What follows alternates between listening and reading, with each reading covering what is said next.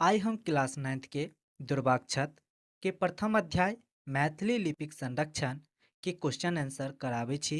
तऽ चलू वीडियो शुरू करै छी।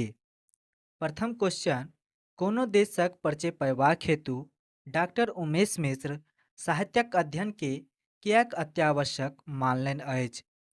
डॉक्टर उमेश मिश्र कहै छथि कि कोनो देशक परिचय पयबाक हेतु ओकर भूत, वर्तमान तथा भविष्य के स्वरूपक ज्ञान प्राप्त करबाक हेतु ओहि देशक साहित्य के अध्ययन अत्यावश्यक अछि।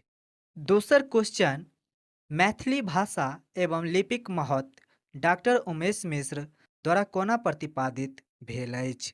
डॉक्टर उमेश मिश्र कहै छथि, प्रत्येक अंग के रक्षा और सौंदर्य सँ जेना शरीर के रक्षा होइछ, तहिना मैथिली भाषा सँ मैथिली लिपिक रक्षा होइछ।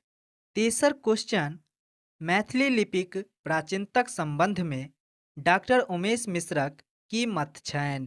मैथिली लिपिक प्राचीनतक संबंध में लेखक डॉक्टर उमेश मिश्रक मत छनि, मैथिली भाषाक आ मैथिली लिपिक रक्षा करू। चारिम क्वेश्चन, मातृभाषा मैथिलीक सेवा तथा हिंदीक सेवा परस्पर विरोध नहि अछि। लेखकक एहि धारणाक पाछा हुनक की अभिष्ट छनि?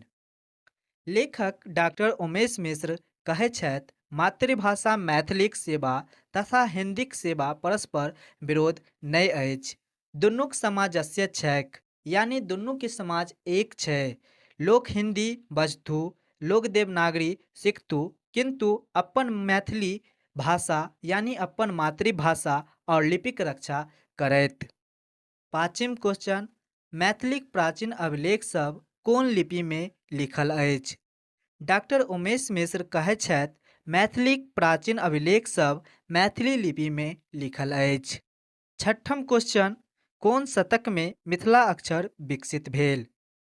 तऽ डॉक्टर उमेश मिश्र एहि पाठ के माध्यम सँ मैथिली लिपिक संरक्षण के माध्यम सँ कहै छथि, 11वीं शतक में मिथिला अक्षर विकसित भेल। सातम क्वेश्चन, ब्राह्मणी लिपिक संग कोन समानताक उल्लेख लेखक कयने छथि?